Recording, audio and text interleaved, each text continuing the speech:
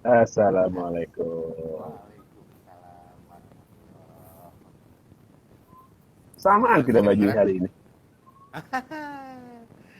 Kecil ya suaranya. Kecil ya? Eh, Gini? Kalau dipegang begini lebih jelas? Lumayan. Bentar. Lumayan. Oh ya udah, sorry. Sarah, ini gue lupa gue kencengin, gak apa. Tes. Coba. Tes, tes, Sip. tes. Biasa biasa biasa Coba, aja nih. Biasa, coba biasa. tes, tes. Ah, Oke, sip. Oke. Ininya gue lupa gue besar. Gimana kabarnya, Ya, Pak? alhamdulillah. Sehat, sehat, sehat. Hmm. Gimana, Gue Pak? udah, Saya gue 2 hari meriang. Ini udah agak lumayan sih. Capean positif ya? kali. Terus biasa. Ya. Menarik. Ini Ini sebenarnya kita bisa ngedit videonya nggak sih? Bisa seharusnya ya? Harusnya bisa sih setelah di-download. Bisa ya? Oke. Mm-mm. Cuman belum nemu toolsnya. Bulan terus ya. Oke. Gimana nih kita malam ini kita pengen ngomongin apa nih? Kita lanjut Lanjut ya. dari diskusi 2 minggu yang lalu ya. Kita Iya. sempat udah ngobrolin brand taksonomi. Brand taxonomy. Ya, brand taksonomi dari dua pendekatan pengelompokan mengenai Yes. brand positivistik ya, Positivistik sama konstruktivis. sama konstruktivis. Iya. Nah, Itu saya lebih pilih istilah sederhananya interpretatif, Pak. sama aja sih. Itu menarik soalnya. Menarik.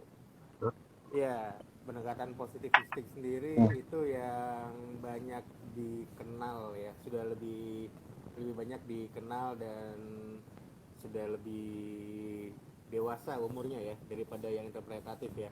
Iya. Kalau misalnya, Interpretatif itu kan pendekatan secara artefak ya, Pak, betul ya, yes, secara exactly. kebendaan. Iya, benar. Itu menarik ya. Eh Mungkin sedikit refresh kali ya Pak ya. Kalau misalnya Ya, kita kita ketika minggu lalu kita bicara bahwa seringkali kita dibingungkan ketika kita harus mendefinisikan sebuah brand. Ya. Kalau kita harus mendefinisikan ya, sebuah brand itu kita tuh yang paling enak kita ngomong dari sisi apa sih gitu kan. Nah, betul, betul. dari salah satu literatur yang saya baca itu satu jurnal yang diterbitkan sudah sangat lama itu oleh Handi di tahun 1999. Nah, seperti yang Mas Erwan tadi bilang ketika bicara menurut jurnal dikatakan bahwa ketika kita mendefinisikan sebuah brand itu kita melihat dari dua paradigma ya. Hmm. Yang pertama adalah paradigma positivistik dan kemudian ada yang namanya paradigma konstruktivis ataupun ada juga dengan mereka menyebutnya dengan istilah interpretatif. Nah, Ya, ketika kita bicara yang pertama nih menarik Pak. Ketika bicara pertama, mungkin sedikit mengulang kali Mas ya. ya, kita Ke, ulang sedikit. Ketika akhirnya kita ngeliat ada dua pendekatan besar dari apa itu brand. Yang pertama dari pendekatan positivistik dia ngelihat bahwa brand itu adalah artefak, ya. Ya, Bahwa brand itu adalah sebuah benda benda. mati, yes, adalah sebuah benda mati. Sorry, saya minum dulu. Silakan, silakan, Pak, silakan. Masih Sebelum kita makin seru nanti lupa minum. masih agak keliangan Pak.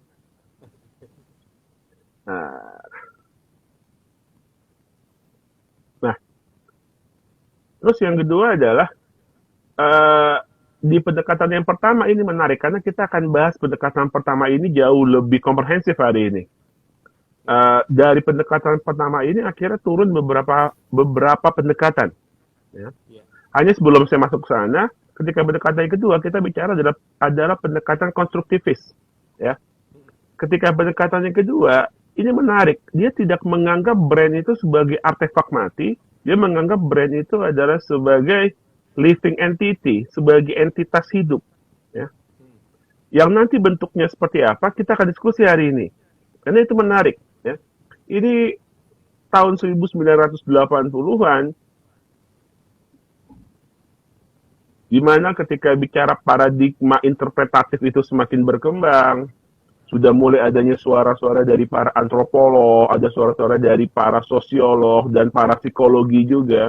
Itu akhirnya mereka menganggap bahwa brand itu bukan benda mati, brand itu bukan artefak yang tidak memiliki nyawa. Nah, ini menarik. Nah, dari kedua pendekatan itu, akhirnya ada satu buku yang menarik, Mas. Ya, buku ini buku lumayan lama ya, juga lama juga enggak lah, kira-kira 12 tahun lalu, karena buku ini diterbitkan tahun 2008 oleh tiga orang pakar brand, salah satunya adalah Heading. Ya. Jadi, Mereka ini menganalisa, Mas. Mereka menganalisa selama 20 tahun, gimana sih perjalanan definisi sebuah brand management sampai akhirnya dia melakukan pengelompokan ke dalam 3 periode waktu. time Yang series. pertama, ya, dia ngelihat dia ngumpulin banyak sekali penelitian dari tahun 1985 sampai tahun 2006. Hampir 20 tahun sama dia dikumpulkan. Dan saya lagi pengen melanjutkan penelitian ini ketika bicara era digitalisasi dari tahun 2006 sampai sekarang, itu apakah ada pendekatan baru atau tidak? Nah, eh, kita nanti akan share nih hasilnya nanti. Nanti Pak, ya, 6 bulan lagi tapi. Oh, saya kira nanti menjelang kita akhir sesi. Belum. Nah, Oke. si Heading, dia membagi bahwa ketika Anda melakukan, dia membagi ke dalam 3 kurun waktu. Yang pertama adalah 1985 sampai 1992, 93 sampai 99, dan setelah itu dari tahun 2000 sampai 2006. Ini menarik, ya. Dari kedua paradigma tadi, dia membagi ke dalam 7 pendekatan ketika kita memandang sebuah brand itu akan seperti apa. Ketika kita melihat sebuah brand yang tadi ya, kalau misalnya kita bicara, ada yang menganggap brand itu adalah sebuah artefak mati, ada yang menganggap brand itu sebagai living entity misalnya. Nah, si Heading dan kawan-kawan, dia membagi lagi ke dalam 7 pendekatan. Nah, ini kita akan diskusi hari ini. Seperti apa sih ketika kita menurunkan dari 2 paradigma itu ke dalam 7 pendekatan cara melihat sebuah brand seperti apa. Yang pertama adalah 1985 sampai tahun 1992, itu yang menarik adalah di sini ada 2 pendekatan utama. Ya. Yang jadi fokus pada pendekatan ini adalah perusahaan, si pemilik brand, dan aktivitas yang dilakukan oleh perusahaan dalam mempengaruhi konsumen. Ini pendekatan yang pertama. Ya. Di dalam periode waktu ini, yang jadi center of universe itu adalah para brand owner. Yang jadi center of universe itu adalah para pemilik brand, para pemasar, para para apa ya, para marketer, dan juga semua aktivitas yang dia lakukan dalam mempengaruhi konsumen. Nah, Oke. di satu fase yang pertama, di sini ada 2 pendekatan lagi. Bahwa yang pertama adalah kita mengenal ada yang dibilang economic based approach, yang kedua adalah identity based approach. Yang satu adalah dari pendekatan ekonomi, yang kedua adalah dari pendekatan identitas. Bedanya apa itu, Ini Pak? ini menarik. Nah, karena masih dalam satu fase yang sama, dalam satu periode waktu yang sama, dia melihat ketika brand itu dilihat dari si pemilik perusahaan. Si pemilik perusahaan, si pemasar, si brand owner mempunyai kemampuan dalam meningkatkan brand ekuitas. Yang jadi center of universe-nya ada di dia. Ya. Oke, sekarang kita bahas nih Mas. Yang pertama adalah ngelihat dari pendekatan ekonomi misalnya, ya. Ya.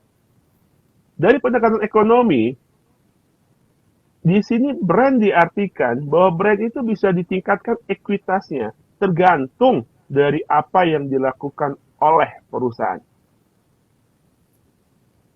Oke. Lebih ke aktivitas berarti ya. Lebih ke aktivitas. Ini menarik, Oke. ya. Kalau misalnya kita pernah ngeliat ada salah satu contoh misalnya, ada sebuah merek gula, ya. sebelum merek gula ini ada, yang kita kenal itu gula itu adalah yang kita kenal adalah gula itu gula curah ya Mas. Betul, betul, betul. Ya, tidak ada apapun di situ. Ya, Hmm. nggak ada dia tidak memiliki packaging yang menarik, dia mungkin harga relatif sama, tidak ada promosi, didistribusikan secara masif. Dan ketika ada sebuah merek baru, sudah mulai memikirkan packaging yang dibuat oleh perusahaan, didistribusikan oleh perusahaan. Ya. Si pihak perusahaan yang menentukan akan sorry akan masuk ke jalur distribusi yang mana, Hmm, hmm, hmm. akan melakukan aktivitas promosi seperti apa. Nah, aktivitas-aktivitas yang dilakukan oleh perusahaan inilah yang akhirnya bisa meningkatkan ekuitas dari si gula. Oke. Jadi ketika bicara pendekatan ekonomi, yang jadi center of universe-nya adalah para pemegang merek. Para pemegang merek lah ini yang akan bisa menentukan mereknya, brandnya akan mau dibawa kemana, harganya berapa, packagingnya seperti apa, produknya seperti apa, dan seterusnya, sehingga akhirnya konsumen melihatnya memiliki nilai tambah. Hmm. Iya, iya, Ini iya. pendekatan yang pertama, Mas. Ya. Iya. Dan Benar-benar ini yang sangat menarik. tepat berarti ya. Ya, jadi benar-benar sebuah brand akan dibilang bagus, sebuah produk akan dibilang bagus tergantung dari si pemilik perusahaannya. Iya, betul, betul. Apakah dia melakukan dengan cara yang tepat atau tidak. Nah, jadi makanya ketika kita bicara pendekatan yang pertama ini ada banyak sekali teori yang mendukungnya. Ya. Mungkin Mas Erwan pernah dengar ada yang namanya istilah marketing mix misalnya. Mhm. Ada yang namanya produk, ada price, ada place, dan ada promosi. Nah, Promotion. Iya. itu yang akan menentukan, ya. Ini yang akan memberikan ekuitas bagi sebuah merek. Ini adalah pendekatan yang pertama ketika kita melihat brand sebagai satu artefak. Jadi keberhasilan sebuah brand itu akan sangat tergantung sama si pemilik perusahaan dalam meningkatkan ekuitasnya. Sangat tergantung oleh aktivitas yang dilakukan oleh perusahaan sehingga brandnya akan diterima oleh pasar. Ini pendekatan yang pertama. Oke. Nah, masih dalam kurun waktu yang sama, akhirnya ada pendekatan yang kedua. Ketika kita memandang apa itu brand management. Yang kedua adalah pendekatan yang melihat identitas. Nah, ini yang menarik. Ya. Ketika kita bicara pendekatan identitas, semua penelitian brand fokus kepada identitas yang dimiliki oleh perusahaan. Yang bawa produk itu siapa? Yang jual produk itu siapa? Makanya di sini erat hubungannya sama yang namanya corporate branding, corporate culture. Ya. Tapi sama-sama nih, ketika kita bicara pendekatan yang pertama dan yang kedua, ini adalah era di mana paradigma brand ngelihat dari aspek positivistik, dia melihat bahwa brand is artefak. Dia adalah benda mati yang keberhasilannya akan ditentukan oleh perusahaan. Nah, ini kita baru bicara pendekatan yang pertama, yaitu pendekatan positivistik dari dua pendekatan. Ada pendekatan ekonomik, dan yang kedua adalah kita bicara pendekatan identitas. Kalau kita bicara pendekatan ekonomik tadi, seberapa jago pemilik brand, pemilik perusahaan, si owner, si marketer, si pemasar, akhirnya dia bisa mendeliver ini ke pasar. Ketika bicara pendekatan kedua, kita bicara pendekatan dalam konteks identitas. Bagaimana identitas entity yang dimiliki oleh si perusahaan itu bisa mempengaruhi konsumen. Nah, ini baru kurun waktu yang pertama nih, Mas. Nah, Artinya Ke- kalau dari pendekatan yang dua pendekatan pertama ini lebih melihat ke arah produk dan corporate-nya ya, Pak. Yes, benar. Ya, yang satu ngelihat dari produk, yang satu dari aspek corporate. Dan Oke, oke. dan ini kita bicara satu hubungan yang linear, bahwa dari marketer menuju konsumen. Iya, iya. Ya.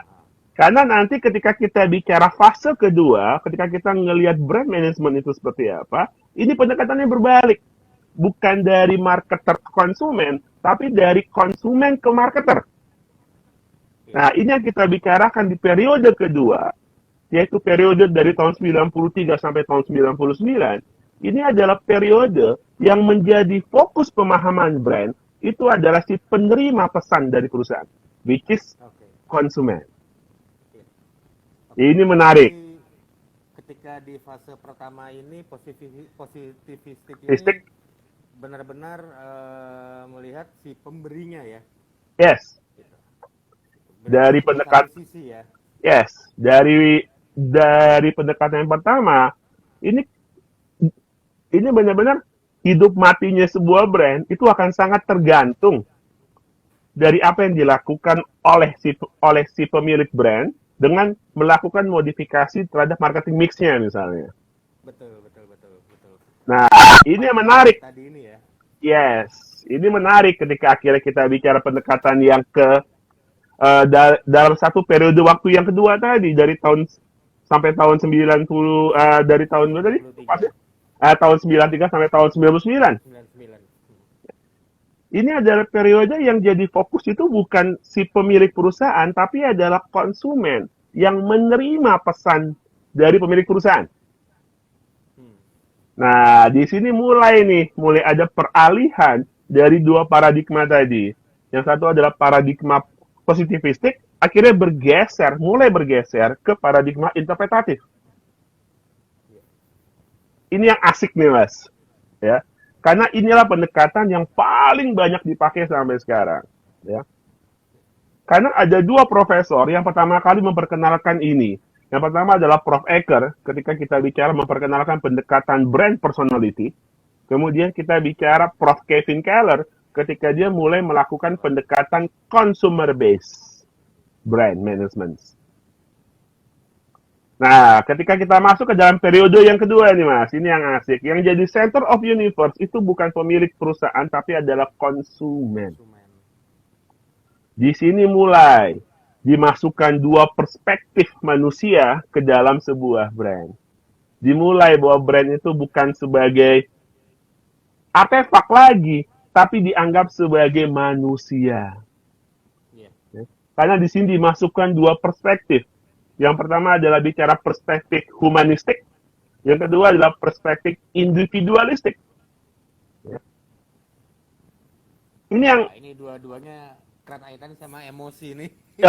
itu. Which is itu yang membuat manusia beda dari yang lain ya Mas ya. Betul, betul. Dan itu yang Nah, bikin ilmu brand semakin menarik karena kita mesti bicara emosi di sini. dan kita bicara emosi manusia itu kita nggak bisa bilang bahwa satu sama yang lain itu mempunyai karakter yang sama.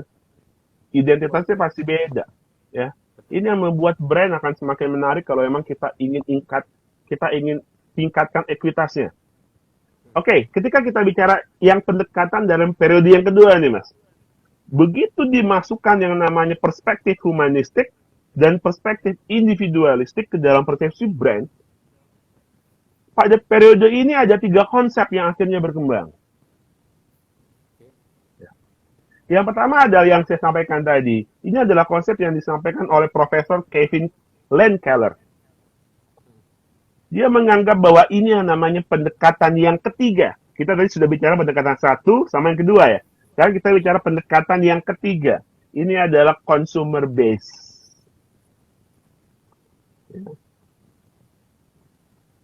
Yang pertama kali dikemukakan oleh Profesor Kevin Lane Keller tahun 1993 yang dia bilang bahwa brand bukan dibentuk oleh si pemilik perusahaan, tapi brand dibentuk di benak konsumen pasca consumption. Kalau sebelumnya brand baik atau tidak, bagus atau tidak, dipengaruhi oleh apa yang dilakukan oleh perusahaan. Ya. Kalau sekarang baik atau tidak, yang akan menentukan adalah konsumen. Kalau sebelumnya perusahaan adalah pemilik brand, sekarang konsumenlah adalah pemilik brand. Dan yang menarik dari statement beliau ini adalah post consumption-nya itu, Pak. Hmm, Ya kan? agree. Artinya benar-benar setelah setelah ada experience kan. Yes. Itu yang asik tuh, ya. Nah, akhirnya lagi-lagi ya, yang namanya pendekatan ini berkembang ya. Walaupun sampai sekarang dari beberapa literatur yang saya baca, consumer base itu masih menjadi pendekatan yang paling favorit, Mas. Hmm. Kalau misalnya kita baca meme gitu misalnya, kita baca jurnal, buku dan lain sebagainya, mostly orang akan bilang consumer based approach. Hmm. Ya. Ada satu ada salah satu brand quotes yang sangat ngetop ya, bilang bahwa product made in the factory but brand create in the customer mind. Iya, iya, iya. Nah, dari sinilah asal muasalnya ketika kita ngelihat brand dari aspek konsumen, ya.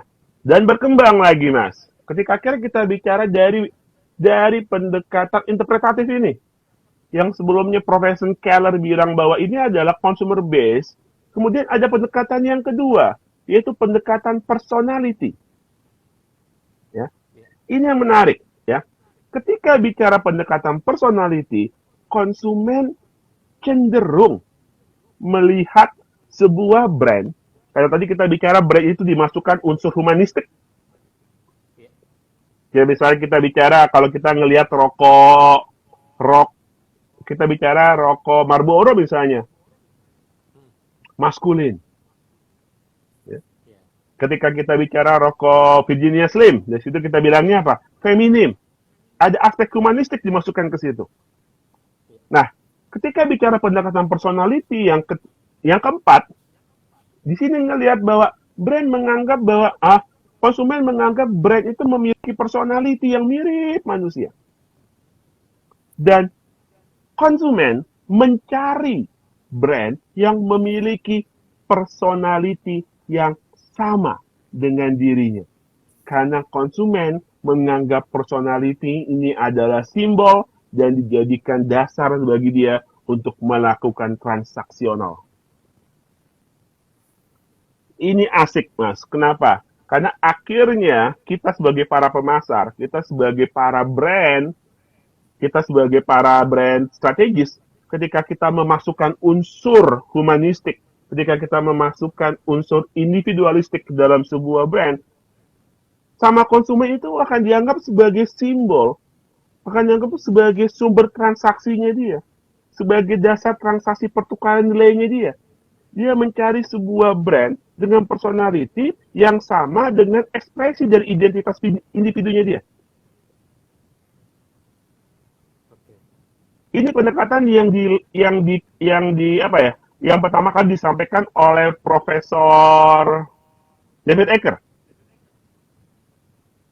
Nah, kita masuk ke pendekatan yang keempat. Dan sekarang pendekatan yang kelima, Mas. Masih dalam satu periode yang sama. Masih dalam satu periode di mana artefak mati tadi dimasukkan aspek humanistik, dimasukkan aspek individualistik.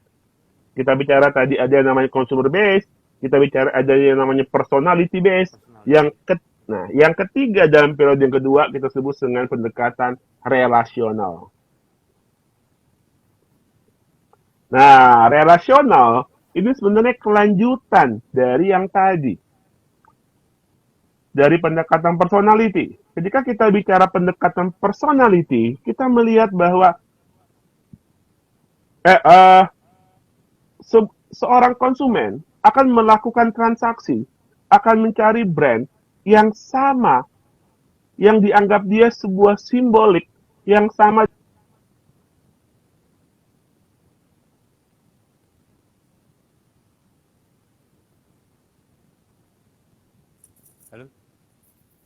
Pak Freddy.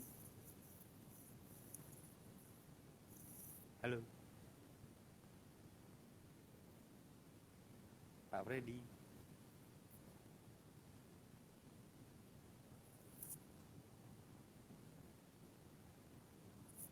Seperti kita terputus dengan Pak Freddy, teman-teman.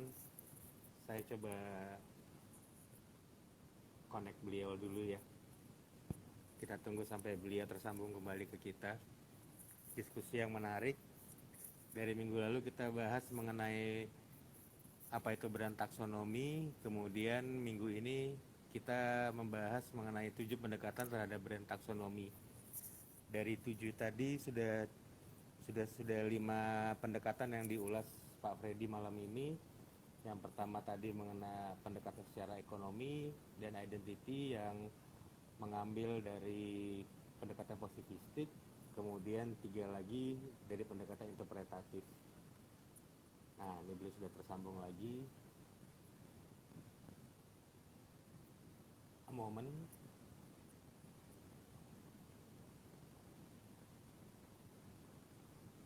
Ya, Pak, sudah tersambung lagi? Pak Freddy. Ya, sorry. Siap, Oke. Mas. Oke. Ya, bisa Muter dilanjut, jalan-jalan. Pak. Yang kelima, pendekatan Kelima. secara Nah, relasional tadi. relasional. Iya. Oke. Saya sedikit ulang ya. Iya. Karena pendekatan relasional itu erat hubungannya sama pendekatan yang keempat. Ketika kita menganggap brand, itu adalah memiliki personality tadi. Iya. Halo, Mas? Ya, ya. Oke. Di pendekatan yang keempat, ketika kita ngelihat brand sebagai satu bentuk si brand dia memiliki sebuah personality.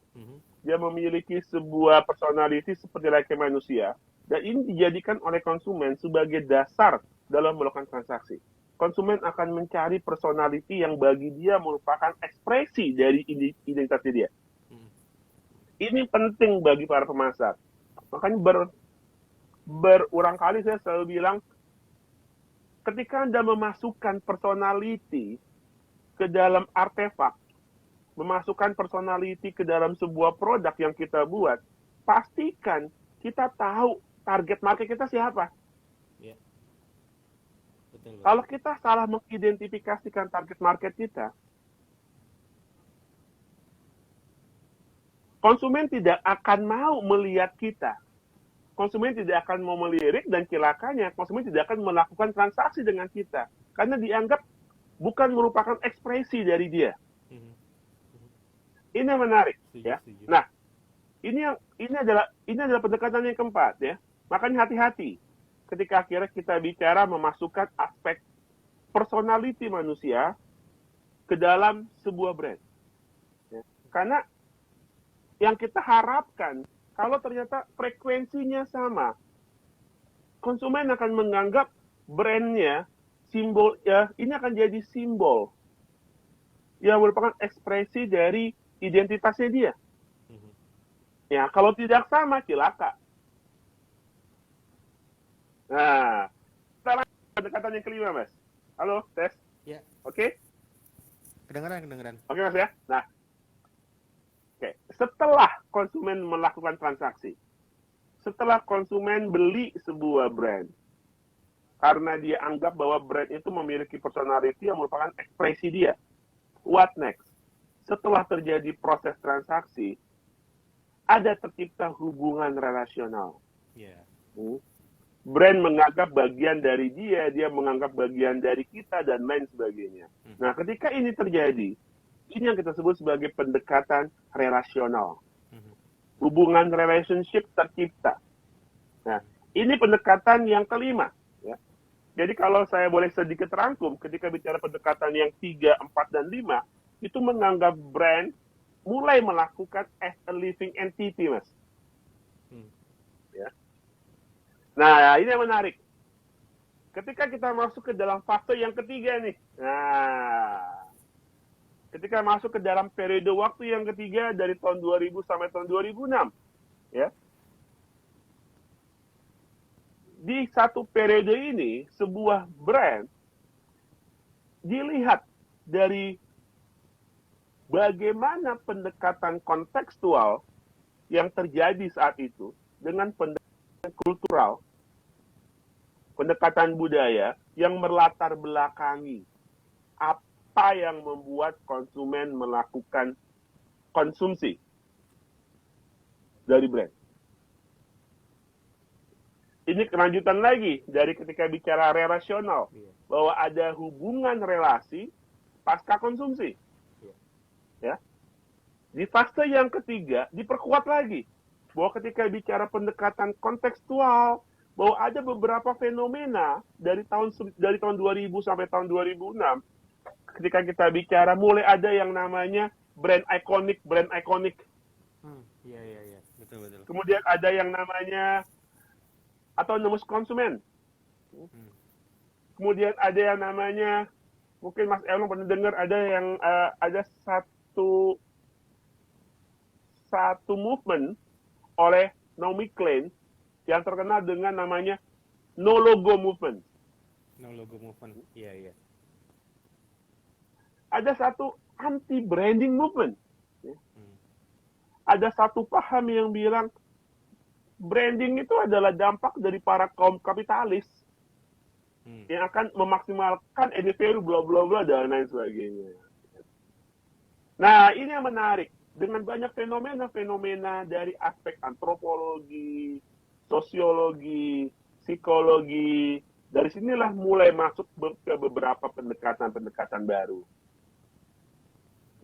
Karena pengaruh teknologi tadi, ada pengaruh movement, ada pengaruh budaya, makanya dibagi lagi ke pendekatan yang ke-6 dan pendekatan yang ke-7. Ketika kita bicara pendekatan yang ke-6, nah, di pendekatan ini yang disebut sebagai pendekatan komunitas. Bukan lagi bicara konsumen, tapi kita bicara kelompok konsumen. Dan pendekatan yang ke-7 yang nanti kita diskusi lebih ke arah pendekatan budaya. Nah, sekarang kita mulai dari pendekatan yang ke-6. Bagaimana pendekatan komunitas memandang, mendefinisikan sebuah definisi mengenai brand management. Nah, karena ketika bicara pendekatan komunitas, itu didasarkan pada penelitian antropologis dalam sebuah komunitas brand. Lewat pendekatan ini, si komunitas ini percaya bahwa brand tercipta di dalam komunitas itu bukan hanya sekedar pendekatan kata si pemilik brand, bukan apa kata konsumen, tapi brand itu tercipta dari hasil interaksi sosial antara member dari masing-masing antara member di dalam komunitas. Jadi ini seperti yang saya bilang, ini adalah kelanjutan dari pendekatan relasional. Tapi kalau kita bicara relasional lebih ke arah individu, ini kita bicara pendekatan relasional, tapi dalam konteks komunitas, konsumen secara kolektif, komunitas. Nah, ketika kita bicara nilai brand tercipta di komunitas sebagai hasil interaksi sosial, sebagai hasil dampak dari hubungan sosial antar konsumen di dalam komunitas, disinilah mulai dimasukkan konteks social consumption ke dalam brand management. Di pendekatan ini, para pemasar itu berurusan sama kelompok-kelompok konsumen yang secara kolektif bisa mempengaruhi apa yang pemasar harus lakukan. Ini menarik ya, Mas. Ya. Sedemikian powerfulnya yang namanya komunitas, sehingga ketika bicara dalam pendekatan komunitas, brand owner, pemilik perusahaan, itu bisa dipengaruhi. Ya.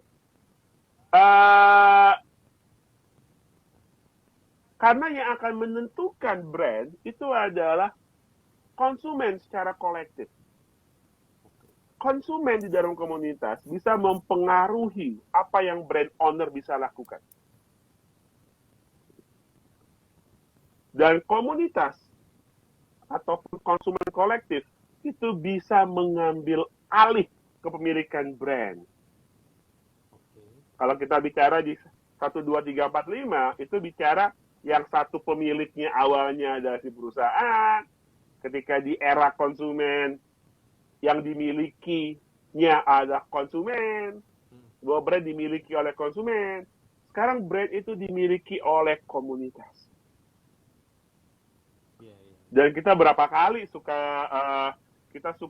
mungkin kita suka mendengar berita yang bilang bahwa ada komunitas A, ada komunitas B, yang dia bisa mempengaruhi, pemilik pabrik, ganti dong produk lo, nggak pas tuh, harus dirubah, bla bla bla. Sedemikian powerful komunitas. Kenapa? Karena komunitas bisa mengambil alih kepemilikan brand.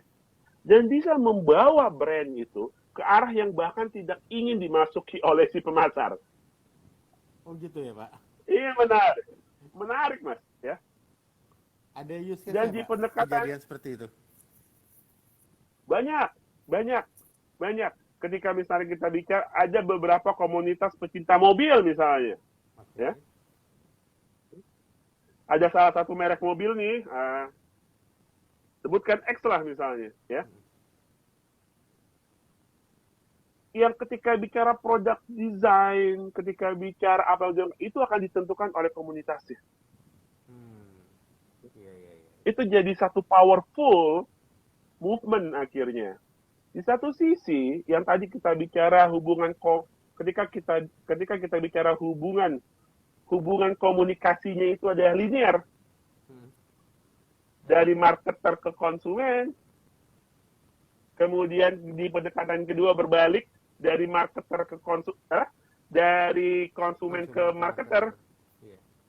Ya. Tapi ketika akhirnya kita bicara yang kelima, tadi kan lebih ke arah relasional, itu kan lebih ke arah hubungan bolak-balik. Iya, betul. Nah, begitu kita masuk yang keenam, komunikasi linear, komunikasi dua arah tidak berlaku lagi. Karena di sini kita bukan lagi bicara dialog, kita bukan lagi bicara monolog, kita bicara trialog. Dari marketer ke konsumen, dari marketer ke konsumen, marketer ke konsumen ngobrol di bawah. Iya. Di komunitasnya. Ini yang akan jadi the biggest challenge bagi para marketer, bagi para brand strategist, bagi para brand owner ketika dalam melakukan proses developing komunitas. Ini hal yang nggak pernah gampang. Ya. Mungkin nanti di lain sesi kita akan diskusi gimana caranya buat komunitas yang asik gitu ya. boleh. Karena kalau kita sampai salah buat komunitas, seperti kasus tadi tuh, bisa berbalik. Betul. Akhirnya jadi bumerang. Makanya hati-hati sama namanya komunitas, Pak. Iya.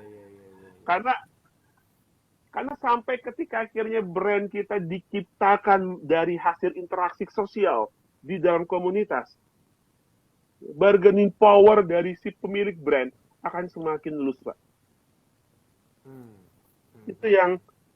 Itu yang jadi aspek yang harus hati-hati lah ya bagi para teman-teman yang mungkin akan membangun brandnya, kemudian berpikir akan menggunakan komunitas, hati-hati ya. Di satu sisi dia bisa powerful, tapi di lain sisi kalau kita salah manage, dia akan bisa balik, Pak.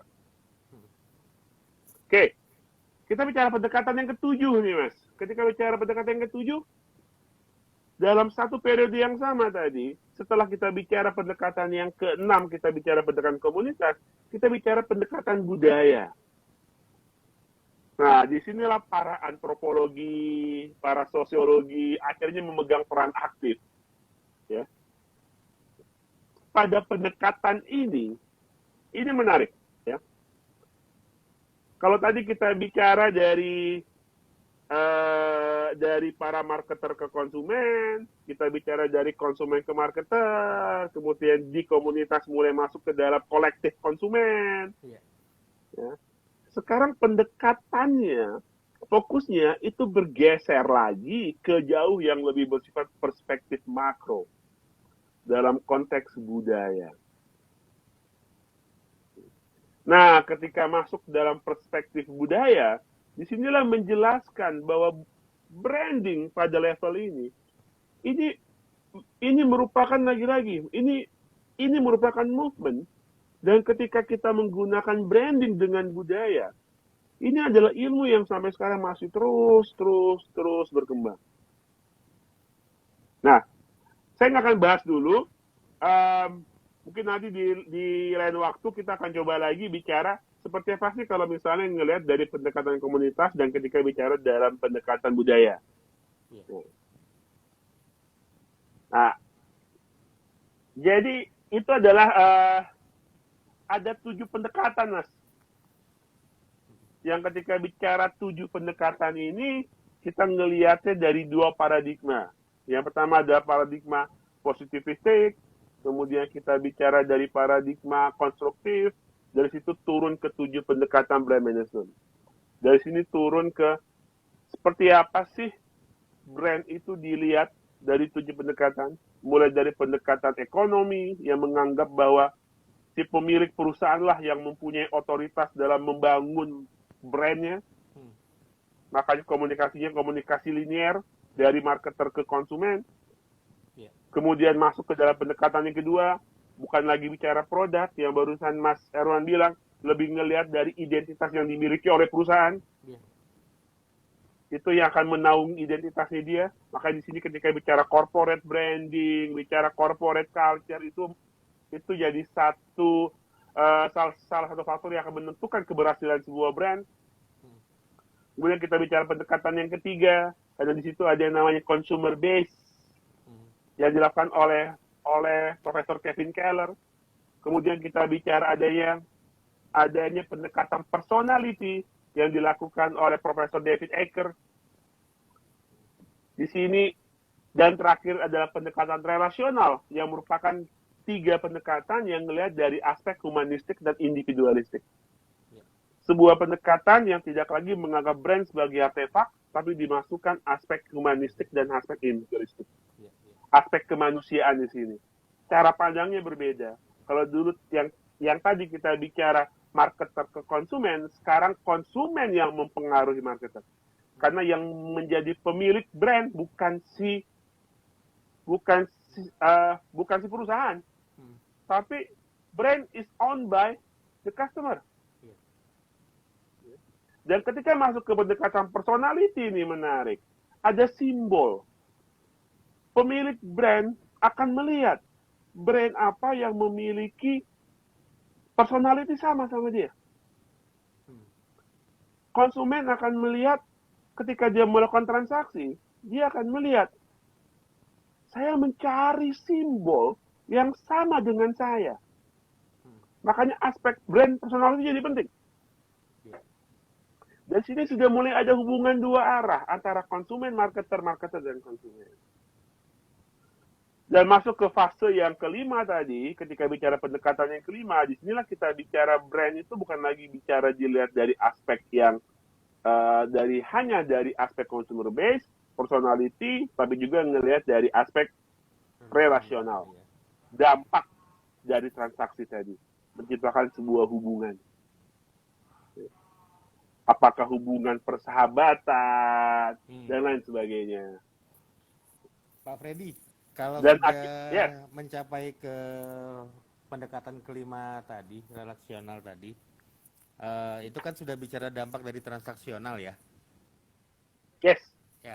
Yes. Apakah di fase ini sudah bisa dibilang, kalau kita bicara pakai pendekatannya Profesor Eker, apakah dia sudah masuk fase top of mind di sini? Nah ini tergantung kalau bisa menurut saya ya. Prof. Eker membuat satu brand awareness ledgering yang menarik ya. Saya selalu pakai konsep itu ketika saya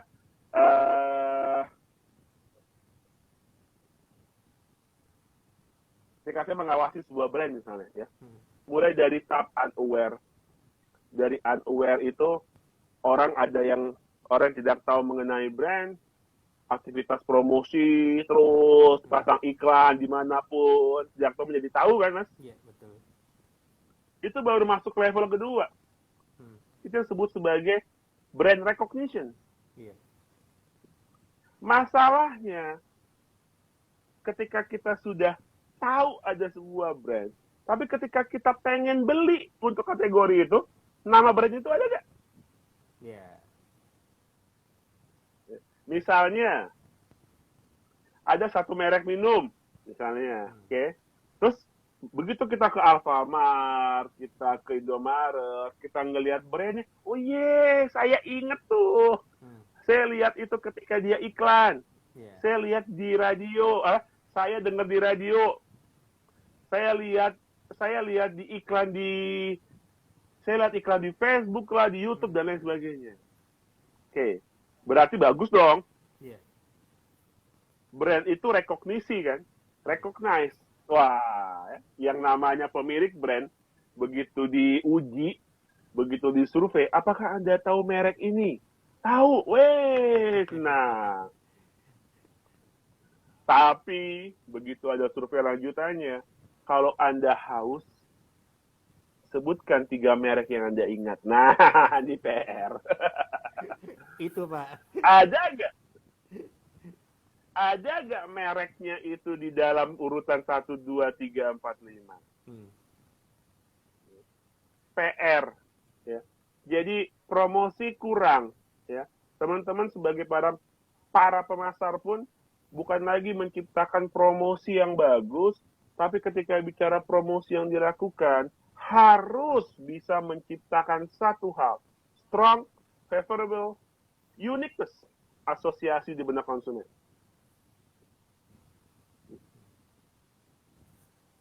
Jadi bukan hanya buat sesuatu yang menarik sehingga orang ingat, tapi ketika orang hanya ingat brandnya, dia tidak bisa mengaitkan ke consumption, karena di consumption-nya itu bagi si konsumen, si brand itu tidak memiliki asosiasi, tidak memiliki satu perbedaan dibanding yang lain, membuat apa?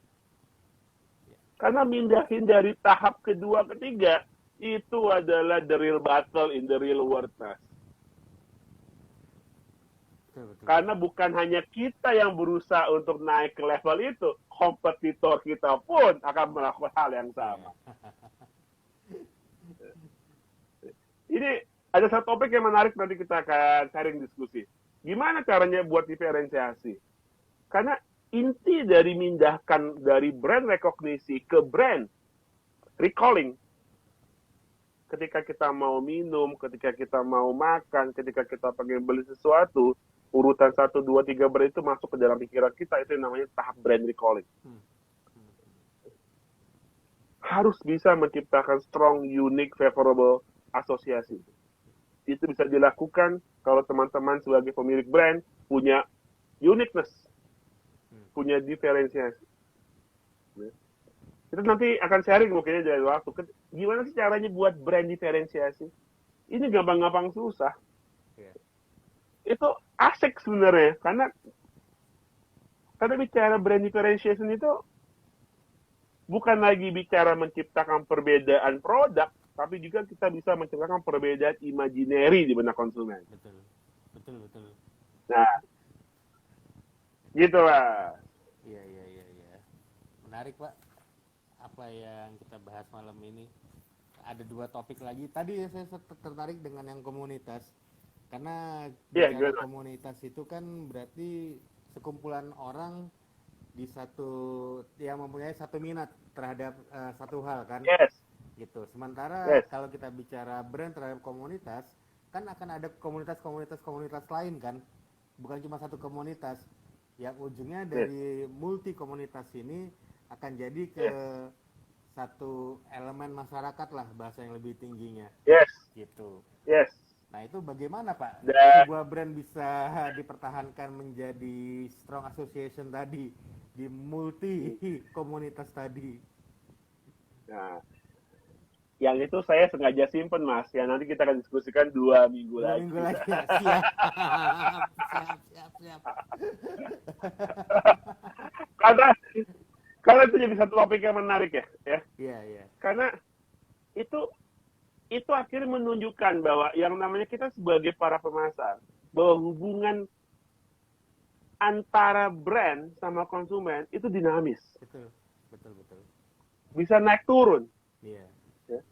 Belum yang barusan Mas Boy, boy. bilang itu satu orang. Iya. Kalau konsumen secara kolektif, Nah, nanti kita diskusi karena kita akan melihat dari aspek antropologi nanti. oke, Ya. oke. Sabar Mas ya. Mungkin dari teman-teman yang gabung Asik. ada yang mau ngasih opini, silakan Pak Freddy, most welcome. Kami juga most welcome untuk terima Boleh. opini atau diskusi. Kita masih ada waktu ya. We still have 10 minutes Oke. sebelum kita diingetin sama Instagram untuk Menarik. berakhir. Nah. Asik Mas, asik.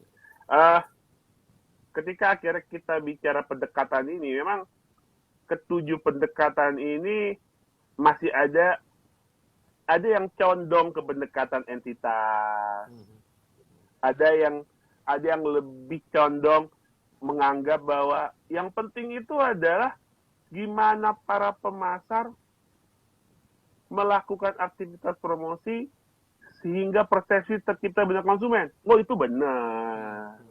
Ya. Ada lagi yang menganggap yang penting adalah corporate branding. Oh itu benar. Ya. Jadi akhirnya saya belajar bahwa ketika bicara brand definisi itu sebenarnya bisa dilihat dari berbagai macam aspek. Ya. Dan semuanya menurut saya semuanya benar. Karena semua ngelihat dari kacamata yang berbeda. Dan akhirnya kita belajar bahwa brand itu menjadi satu disiplin ilmu yang akhirnya kompleksitasnya ya seperti tadi. Iya. Cara pandangnya bukan lagi bicara linear. Cara pandang juga bisa bolak-balik. Bukan lagi bicara monolog tadi, tapi juga dialog. Dan bisa menjadi trialog juga akhirnya. Belum ketika nanti akhirnya kita bicara aspek komunitas ini kita tarik ke makro dalam bentuk kultural. Nah, diskusi menarik kayak sepertinya Pak 2 minggu lagi. Saya bikin penasaran. Biar nanti kita diskusi 2 minggu lagi. Kan itu jadi satu topik yang menarik. Ya. Karena pendekatan terhadap komunitas ini sudah sempat 2-3 tahun yang lalu sangat diagungkan oleh para pemasar untuk mereka memperkenalkan produk dan membangun image produknya di ranah komunitas gitu. Dan so far saya juga belum tahu hasilnya bagaimana ya, karena mereka tidak pernah terbuka ke kami bagaimana hasilnya terhadap pendekatan itu. Jadi kita lihat, kita nanti kita coba lihat bedah dari aspek akademisinya. Yeah. Seperti apa sih ketika akhirnya bicara pendekatan yang kedua tadi, yang satu dari aspek komunitas dalam konteks sosial, kedua adalah dalam aspek kultural misalnya. Yeah. Ya. Bagaimana dia bisa mempengaruhi satu brand management? Mereka melihat dari sudut pandang yang mana? Nah, 2 minggu lagi, Mas. Menarik, Pak. Oh well, nggak gitu, Mas. Ya. Sepertinya kita sudah harus selesai, Pak Freddy dan teman-teman di sini. Buat teman-teman semua, ini acara 2 mingguan Brand DNA, ngobrol-ngobrol tentang brand. Dan kita masih ada satu pertemuan lagi di 2 minggu yang akan datang untuk membedah brand taksonomi dari 2 aspek terakhir, yaitu komunitas dan budaya ya Pak Freddy ya. Yes, gitu. Dan budaya. Nanti di awal bulan Desember kita akan masuk ke consumer segmentation. Yes, mantap itu. Itu akan jadi satu bulan topik asik. Di bulan Desember dari Brand DNA untuk mengulas consumer segmentation gitu. Dan yang akan bicara benar-benar orang yang jago di bidang konsumen ya Mas. Betul. Kita akan dia menghabiskan dia menghabiskan waktunya 20 tahun hanya untuk ngurusin konsumen tuh. Sepanjang saya tahu semenjak lulus kuliah sampai hari ini Iya. benar-benar ngurusin konsumen. Dan teman-teman juga Jadi jangan para jangan lupa brand DNA sangat berharap teman-teman bisa berpartisipasi di websitenya brand DNA, branddna.id, www.branddna.id, untuk memberikan masukan berupa tulisan di website itu gitu. dan mungkin nanti lain kali kalau ada teman-teman yang mempunyai satu brand spesialis tertentu gitu ya, mungkin nanti kita bisa undang Mas. Boleh, boleh, boleh, Eh, boleh. Ini saya ngelihat ada Mas Imam nih. Nah, nanti Oh kita undang Mas iya, Imam. ada Mas Imam, Nah, ada Mas Daniel Surya. nanti kita undang ngobrol karena yang pasti mereka lebih jago lah dibandingin kita lah Mas. Oh pasti, pasti, pasti. Oke, sepertinya malam ini sudah selesai Pak Freddy. Kita ketemu lagi Siap, 2 minggu yang akan datang. Terima kasih siap. teman-teman atas Thank partisipasinya you malam ini. semuanya. Sampai ketemu 2 minggu Thank you lagi. Mas. Assalamualaikum Thank you warahmatullahi Mas. wabarakatuh. Selamat malam Waalaikumsalam semua. warahmatullahi Selamat wabarakatuh. beristirahat. Selamat malam semuanya. Assalamualaikum. Waalaikumsalam.